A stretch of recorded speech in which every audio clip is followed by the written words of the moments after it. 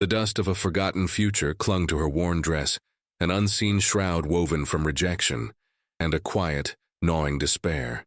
Her hands, calloused not from luxury but from relentless toil, trembled faintly, betraying a fragility her stern expression sought to mask. Each breath was a silent plea, a desperate gasp for a life that had, until now, stubbornly refused to blossom. She had traveled across states, across expectations, carrying little more than a threadbare hope and the heavy burden of a dream deferred, only to face the same withering gaze, the same dismissive wave of a hand, time and again. They saw not the woman, but the absence of means, the chasm of her empty pockets reflecting back their own fears and prejudices. She was a gamble they refused to take, a risk too profound for their neat-ordered lives. Yet somewhere, in the vast unforgiving expanse of the West, a different kind of man, a man forged in solitude and shadowed by his own silent sorrows, was about to draw her into a world where her perceived poverty might just be the very currency of their shared salvation. Before we get into this tale, let us know in the comments, where are you watching from? And subscribe if you want more content like this one. Naomi's journey westward was a tapestry of fading landscapes and tightening dread, each mile marker a silent testament to her dwindling options. She was a woman untethered, adrift in a sea of societal judgment that saw her race and her destitution as insurmountable barriers. The letters from prospective husbands, brittle and cold as winter leaves, had offered fleeting glimpses of a future, only to snatch them away with curt pronouncements: unsuitable, lacking prospects, insufficient dowry. The words stung, not just for their cruelty but for their brutal honesty. She carried the weight of generations of struggle, the invisible chains of a past she couldn't escape, even as she sought to outrun them. Her hope, once a vibrant flame, had dwindled to a flickering ember, threatened by the slightest gust of misfortune. The train's rhythmic rumble was a dirge, a relentless reminder of how far she'd fallen, how little she had left to lose. Each station brought fresh faces, new sets of eyes, and the same old familiar chill of indifference. She watched, a silent observer from her window, as families reunited, as lovers embraced, and felt an ache deep within her bones for a connection that seemed forever out of reach. The landscape outside blurred, a canvas of endless plains and distant mocking mountains, mirroring the emptiness that threatened to consume her. She had arrived in a new territory, a land of promise for some, but for her it felt like merely another arena for her spirit to be tested, perhaps to break. The last rejection had been the most brutal, a swift, almost surgical dismissal delivered by a man whose eyes held a cold, calculating assessment, seeing her not as a person, but as a liability. His words, though polite, had been daggers, slicing through the last vestiges of her pride, leaving her exposed and vulnerable in the harsh, unforgiving light of day. This time, she resolved, this time would be different. It had to be. The telegram, crisp and stark against the faded floral wallpaper of the boarding house, was her final desperate gamble. It wasn't an offer, not truly, but a question, terse and unyielding. Are you willing to face the wilderness, Miss Naomi? No easy life here. It was signed simply, E. Vance, Rattlesnake Gulch. Rattlesnake Gulch. The name itself was a warning, a jagged shard of raw frontier reality. But after weeks of polite rejections, of being deemed too poor, too dark, too much of a burden by men who sought little more than a housekeeper with a modest dowry, the very bluntness of it felt like a strange kind of honesty. Naomi traced the stark black letters with a finger roughened by years of unyielding labor, a faint tremor running through her. This was not the promise of a gilded cage, nor the polite disdain of a distant relative, but a stark invitation to a desolate existence. And yet beneath the tremor, a tiny spark of resolve ignited. The rejections had hardened her, etched lines of weariness around her eyes, but they had not extinguished the fire within her spirit entirely. She had lived a life of struggle, had known the bitter taste of deprivation since childhood. The wilderness, she mused, could be no harsher than the city streets she'd fled, no colder than the indifferent gazes of those who had judged her. The loneliness of Rattlesnake Gulch might, paradoxically, be a lesser burden than the crowded loneliness of a society that refused to see her worth. She folded the telegram carefully, its edges sharp against her skin, and made her decision. The journey would be long, arduous, and fraught with unseen perils, but the alternative was a slow, suffocating death of the spirit. Her gaze drifted to the cracked mirror, reflecting a face that bore the marks of resilience, eyes that held a deep, unyielding sorrow, but also a fierce, unwavering determination. This Vance, whoever he was, offered no pretense, no false hope, only the harsh truth of his solitary world. And for Naomi, that was enough. It had to be. Elijah Vance lived where the sky met the earth in a vast, unbroken expanse, his ranch a lone sentinel against the relentless sweep of the wind. His world was quiet, punctuated only by the lowing of cattle, the creak of the windmill, and the infrequent, distant howl of a coyote. He was a man carved from the same rough timber as the land he worked, stoic, weathered, and deeply solitary. His face, etched with lines that spoke of sun and sorrow, rarely softened. He hadn't sought a wife out of longing for companionship, not truly, but out of a stark practical need. The ranch, his legacy, and his burden demanded more than one pair of hands, and the isolation had begun to chafe at the edges of his own enduring spirit. The local women, few and far between, saw him as little more than a reclusive brute, his gruff demeanor and unspoken past alienating them before he even spoke a word. So he had looked eastward, to the mail-order advertisements, not with romantic ideals, but with a weary resignation. He hadn't expected much, certainly not a woman who would stir the stagnant waters of his heart. His own letter had been brutal in its honesty, a reflection of the harsh reality he inhabited. No flowery promises, no gentle reassurances, just the unvarnished truth of a difficult life. He believed in transparency, a stark counterpoint to the layers of pretense he observed in the world beyond his fence line. He carried a wound, deep and festering, from a past he seldom spoke of, a shadow that clung to him like the dust to his boots. It was this unspoken grief, this profound sense of being utterly alone in a world that had dealt him a cruel hand, that made him reach out, not for love, not yet, but for a simple shared existence, a silent understanding. When the telegraph clicked back its terse reply, signifying Naomi's acceptance, a flicker of something he couldn't quite name, perhaps not hope, but a cessation of the dull ache of endless solitude, sparked within him. He prepared for her arrival with the same meticulous, joyless efficiency with which he tended his land, a silent, almost ritualistic preparation for a future he could not yet truly envision. The land demanded resilience, and so too, he knew, would this woman. The wagon ride to Rattlesnake Gulch was an ordeal of dust and silence. Naomi sat stiffly beside a taciturn driver, her eyes scanning the vast, empty landscape that seemed to stretch infinitely, swallowing hope whole. The sun beat down, relentless, and the air was thick with the scent of sagebrush and an unspoken promise of hardship. This was not the gentle, rolling hills of her memory, nor the bustling anonymity of city streets. This was a land that carved strength into its inhabitants, or broke them entirely. When the wagon finally pulled up to a modest but starkly isolated ranch house, Naomi felt a knot tighten in her stomach. It was smaller than she'd imagined, more desolate, a lonely outpost against the indifferent immensity of the sky. Elijah Vance stood by the porch, a tall, imposing figure silhouetted against the setting sun. He was broader than she expected, his shoulders hunched with a quiet weariness that seemed to mirror her own. His face was obscured by the shadows, but she could feel the weight of his gaze, assessing, unblinking. He offered no smile, no welcoming words, only a curt nod as the driver helped her down. Her meager valise, scarred and worn, hit the dry earth with a soft thud, a sound that seemed to echo the smallness of her worldly possessions. "Miss Naomi," he finally grunted, his voice a low rumble like stones shifting in a riverbed. It was not a question, but a simple acknowledgement, devoid of warmth, yet also of the condescension she had grown accustomed to. There was no pretense in his eyes, only a stark, unflinching honesty that, surprisingly, offered a strange comfort. It was as if he, too, understood the bare-bones reality of existence, the simple fact of survival.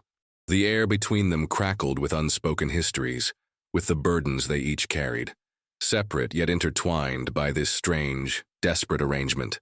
She found herself searching his unreadable face for any sign, any flicker of emotion beyond the stoic mask, but found only the deep-set shadows of his eyes, guarding secrets as vast as the land itself. Life on the Vance Ranch was a study in stark contrasts. Days bled into weeks, marked by the relentless rhythm of chores, the milking of cows, the tending of a meager garden, the endless mending of clothes and fences. Naomi found herself surprisingly capable, her city-bred gentility quickly giving way to the practical demands of frontier life. Her hands, once accustomed to finer fabrics, grew rougher, stronger, the subtle poetry of her movements replaced by the blunt efficiency of survival. Elijah remained a man of few words, his presence a quiet constant. He worked from dawn till dusk, a silent force against the unforgiving elements. Their interactions were minimal, confined to clipped instructions, terse acknowledgments, and the shared silent labor of their days. Yet, beneath the surface of their practical existence, a tentative understanding began to form. He saw her competence, her resilience, her refusal to break under the harsh realities of his world. She, in turn, observed his meticulous care for his land, his animals, a deep, almost spiritual connection to the earth that spoke of a hidden tenderness. One evening, as the sun dipped below the horizon, painting the sky in fiery hues, Naomi found herself gazing at the vast expanse, a landscape so different from the crowded, judgmental streets of her youth. A memory, sharp and unbidden, pierced through the quiet of the present. The shame she felt as a child, waiting for her mother outside the grand houses where she cleaned, the whispered insults from passing strangers, the way her own clothes, patched and worn, seemed to scream her poverty. The memory was a bitter tonic, reminding her why she was here, why this desolate solitude was preferable to the hollow promises of a superficial world. She clutched the rough wooden fence post, the splinters digging into her palm, a small, self-inflicted pain that anchored her to the present. Here, in this wild, untamed place, she was for the first time in her life, simply Naomi. Not poor Naomi, not the black girl, just a woman battling the elements and perhaps battling her own ghosts. She stole a glance at Elijah, who stood a little distance away, staring out at the darkening plains, his silhouette a testament to enduring loneliness. He seemed to carry his own invisible burdens, as heavy and as silent as hers. The ranch, they both knew, was more than just land. It was a refuge, a quiet sanctuary from a world that had bruised them both. The whispers began subtly at first, carried on the wind from the nearest town, a small cluster of clapboard buildings barely deserving the name settlement. Naomi felt the weight of them even before she heard the words, an oppressive presence in the air, a shifting of gazes when she and Elijah made their weekly trip for supplies. The women, their faces pinched with curiosity and thinly veiled disdain, would gather in tight knots, their voices dropping to a conspiratorial murmur as she passed. The men, though more direct, were equally unsettling, their stares lingering a moment too long, their expressions a mix of suspicion and crude appraisal. She was an anomaly, a stark deviation from their established order, and her presence disturbed the stagnant waters of their prejudices. Elijah, ever stoic, seemed oblivious to the subtle shifts in the town's demeanor, or perhaps he simply chose to ignore them, his focus unwavering on the task at hand. But Naomi, accustomed to the sharp sting of societal judgment, felt every prick. The irony was a bitter taste on her tongue. She had escaped the city's overt cruelties, only to find a new, more insidious form of judgment festering in the quiet isolation of the frontier. The general store owner, a man whose face was a roadmap of suspicion, would take an extra beat before acknowledging her, his eyes darting between her and Elijah, a silent question hanging in the air. One afternoon, as she waited for Elijah to load their provisions, a woman, stout and self-righteous, approached her, her voice dripping with false concern. "My dear, are you quite sure this is the life for you?" she asked, her gaze sweeping pointedly from Naomi's dark skin to her slightly worn but clean dress. "It's remote, and Mr. Vance, well, he's a peculiar sort, kept to himself for years. People say things." The unsaid hung between them, heavy and suffocating. Naomi met her gaze, her own eyes unwavering. "It is the life I chose," she replied, her voice low but firm, a quiet declaration that belied the tremor in her heart. She held her ground, a solitary figure against a tide of suspicion, and for the first time, she felt Elijah's presence beside her, a solid, unmoving anchor in the storm of unspoken condemnation. He said nothing, his hand merely resting for a fleeting moment on the small of her back, a gesture so subtle yet so profound, it spoke volumes. The tension simmered, a low, persistent hum beneath the surface of their quiet lives. It was not just the town's veiled hostility, but the fragile, unarticulated space between Naomi and Elijah that held its own precarious balance. Then came the incident. A stray bull, emboldened by a broken fence line, had wandered into the neighboring pasture, belonging to the gruff, unyielding Mr. Abernathy, a man known for his rigid adherence to unspoken rules and his deeply entrenched prejudices. Abernathy, rather than simply returning the bull, stormed onto Elijah's land, his face contorted with outrage, his voice a bellow across the peaceful afternoon. "Vance, your beast is trampling my pasture. And what's this I hear about a helpmeet you've acquired? From the east, is it? One of those—" His words, thick with insinuation and racial animosity, hung in the air, sharp as thrown stones. Naomi, who had been tending the small herb garden, froze, her hands clenching into fists. This was it, the open wound, exposed for all to see. Elijah, who had been mending a saddle in the barn, emerged, wiping grease from his hands with a rag. His expression remained unreadable, his gaze fixed on Abernathy. "My bull will be retrieved, Abernathy," he stated, his voice flat, devoid of emotion. "And Miss Naomi is my wife." The pronouncement hung in the air, unexpected, absolute. It was a lie, of course, a desperate shield against the man's venom, but in that moment it felt more real than any truth. Naomi's breath hitched. She watched Elijah, standing tall against the man's fury, his silhouette unwavering. Abernathy scoffed, his eyes raking over Naomi with undisguised contempt. "Wife, you say? A fine choice, Vance.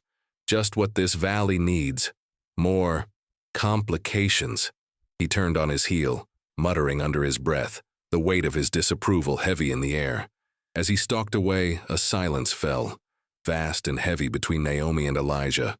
She looked at him, searching his eyes for explanation, for regret, for anything. But his face remained a mask, his gaze fixed on the retreating figure of Abernathy. "He'll be back," Elijah said, his voice low, almost a whisper, as if speaking to himself. "Always are." It wasn't a question, not an apology, but a grim statement of fact, a confirmation of the world's unrelenting nature.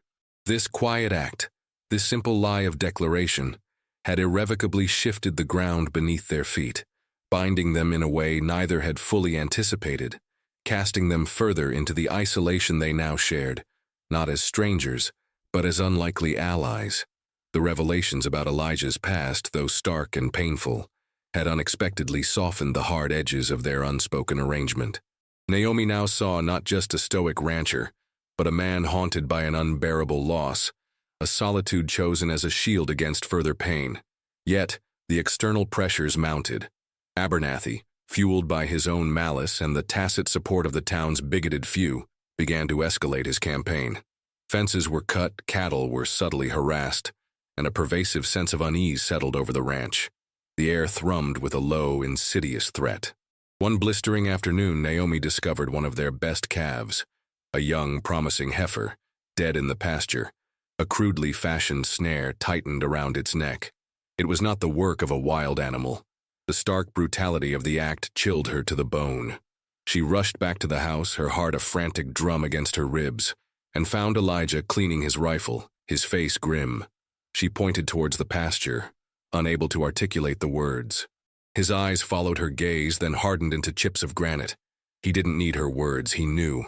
"Abernathy," he rasped, the name a curse. The usual stoicism in his eyes was replaced by a simmering rage, a dangerous fire. He crossed a line. Naomi felt a cold dread spread through her. She had seen this anger before in the faces of men pushed to their breaking point. She thought of the fear she had carried all her life, the fear of injustice, of violence unpunished. "What will you do?" she whispered, her voice barely audible. He looked at her then, truly looked at her, and for the first time she saw a vulnerability beneath the hardened exterior. "I don't know, Naomi," he admitted, the use of her given name a sudden intimate breach of their carefully maintained distance. "But I won't let him break us. Not this time." His words, simple and unadorned, were a promise, a declaration of a shared fight. The world had tried to break her, had tried to break him, but together perhaps they could withstand the storm. This was the pivotal moment, the point of no return where their fates intertwined not by desperate circumstance, but by shared defiance. The ranch, once a lonely refuge, now felt like a besieged fortress, and they, its unlikely defenders, were slowly, irrevocably, forging a bond in the crucible of their mutual struggle. The night of the storm, both literal and metaphorical, brought the simmering tensions to a violent head. A fierce wind howled, tearing at the ranch house, rattling the windows like angry fists. Rain lashed down, turning the dry earth into a slick, treacherous bog. It was under this chaotic shroud that Abernathy, emboldened by liquor and a twisted sense of righteousness, arrived with two of his rough companions, their faces contorted by shadows and malice. They shouted insults, their voices barely audible above the tempest, demanding Elijah show himself, demanding Naomi be sent away. "She don't belong here, Vance, you ain't welcome no more." The words were a bitter echo of all the rejections Naomi had ever known, magnified by the storm's fury. Elijah stood at the door, his rifle held loosely, his face a grim mask. "Get off my land," he commanded, his voice low, yet carrying an undeniable weight of authority. But Abernathy, consumed by his hatred, lunged forward. The ensuing struggle was swift and brutal, a desperate dance in the mud and driving rain. Naomi, watching from the doorway, her heart a frantic drum, saw Elijah fight with a ferocity she hadn't known he possessed, a primal defense of what was now undeniably his. One of Abernathy's men swung a heavy fist, catching Elijah across the jaw. He reeled back, staggering, and Naomi, without a moment's thought, grabbed a heavy iron poker from beside the fireplace. Her body moved before her mind registered the decision, a surge of protective instinct overriding years of quiet submission. She charged out into the deluge, swinging the poker with a desperate strength, catching one of the men squarely across the arm. He cried out, startled, and stumbled back. Abernathy, momentarily distracted by the unexpected fury of the quiet woman, turned, his eyes widening in disbelief. In that split second, Elijah recovered, disarming Abernathy with a swift, brutal efficiency. The rancher's face was bruised, a thin trickle of blood at the corner of his mouth, but his eyes burned with an unyielding resolve. "This is our home," Naomi declared, her voice trembling but firm, rain plastering her hair to her face, "and we will defend it." The words, simple yet powerful, hung in the stormy night, a profound declaration of shared purpose. The men, surprised by their unified front, by Naomi's unexpected ferocity, and by Elijah's quiet, dangerous determination, hesitated. The sound of a distant gunshot, fired perhaps by a lone ranch hand drawn by the commotion, startled them further. Abernathy, seeing his advantage lost, his fury deflated by their unexpected resilience, signaled to his men. They retreated into the howling night, their defeat evident in their hurried footsteps, leaving behind the mud, the shattered silence, and the two figures standing defiant against the storm. The ranch, battered but not broken, stood as a testament to their nascent bond. As the first pale light of dawn crept over the horizon, painting the bruised sky with hues of nascent hope, the storm had finally broken. The ranch, though scarred, felt strangely purified, washed clean by the night's violent catharsis. Naomi and Elijah stood on the porch watching the sun rise, their shoulders almost touching. The air was crisp, carrying the clean scent of rain and damp earth. Profound quiet settled between them, a silence no longer filled with unspoken burdens or careful distance, but with a nascent understanding, a shared exhaustion, and a fragile, hard-won peace. His jaw was swollen, his knuckles scraped, but his gaze, when it met hers, held a clarity she had never seen before. "You saved me," he rasped, his voice still rough from the fight. 'Twas a simple statement, yet loaded with the weight of all his years of solitary struggle, his long-held belief that he was beyond salvation. Naomi shook her head, a small, tired smile gracing her lips. We saved each other. Her eyes, once filled with a deep, haunting sorrow, now held a glimmer of something resilient, something akin to defiant joy. The fear that had been her constant companion for so long had not vanished entirely, but it had receded, replaced by a fierce, protective instinct for this man, for this place they were building together. The ranch, once a place of last resort, had become a refuge, not just from the world's judgment but from their own internal demons. They were two broken pieces, each flawed and scarred, yet together they formed something stronger, more whole.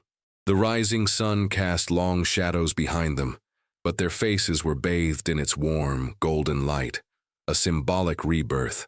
The world outside might never fully accept them, might continue to whisper and judge, but within the boundaries of their land, within the quiet sanctuary of their shared existence, they had found something profound, a connection forged in adversity, a love born not of conventional romance, but of desperate need, mutual respect, and an unyielding will to survive. It was a love that didn't demand perfection, but embraced every crack and flaw, transforming them into strengths. Their future was uncertain, as all futures are, but it was no longer shadowed by the crushing weight of utter solitude. They had faced the darkness both within and without, and emerged not unscathed, but undeniably, powerfully, together. The silence that lingered between them was no longer empty. It was filled with the unspoken promise of a shared horizon. The passage of time brought not a complete cessation of their challenges, but a deepening of their resolve, a quiet strengthening of their unlikely bond. The valley, though still prone to its old prejudices, seemed to reluctantly acknowledge the tenacity of the Vance ranch. Abernathy, cowed by the unexpected force of their united front, retreated into his own bitterness, his antagonism muted by a grudging respect for their resilience. The whispers in town persisted, certainly, but they held less sting, less power, for Naomi and Elijah had built a world impenetrable by such trivialities. Their life was one of hard work and quiet companionship, punctuated by moments of tender intimacy born of shared labor and unspoken understanding. Naomi, no longer merely the mail-order bride, but the rancher's wife, earned her place not through societal acceptance, but through sheer grit and an unwavering commitment to her chosen life. She found a silent joy in the turning of the seasons, in the blossoming of her small garden, in the rhythmic pulse of the land. Elijah, in turn, slowly shed the layers of his self-imposed solitude. He would occasionally catch her gaze across the vast expanse of their fields, a subtle smile playing on his lips, a warmth radiating from his eyes that had once been devoid of all emotion. He started to share stories, small fragments of his past, of his family, not with the crushing weight of grief, but with a gentle melancholy, allowing her into the sacred spaces of his memory. She would listen, her hand sometimes finding his, a comforting presence. The ranch, once a lonely fortress, began to bloom, a testament to their combined efforts. New fences rose strong, the herd grew, and the barren ground yielded unexpected bounty. Their home, once merely a shelter, became a sanctuary filled with the quiet hum of two souls finally at peace. They were an anomaly, a testament to the fact that love, in its purest form, often blossoms in the most unexpected and challenging of soils. It was not a tale of dramatic transformation for the world, but a profound metamorphosis within their own quiet universe, proving that true wealth lies not in what one possesses, but in the unwavering connection found between two imperfect beings, calling each other, unequivocally, their world. This enduring image of two figures standing strong against the vast, indifferent landscape embodied the true heart of their story, a testament to love's quiet, relentless triumph.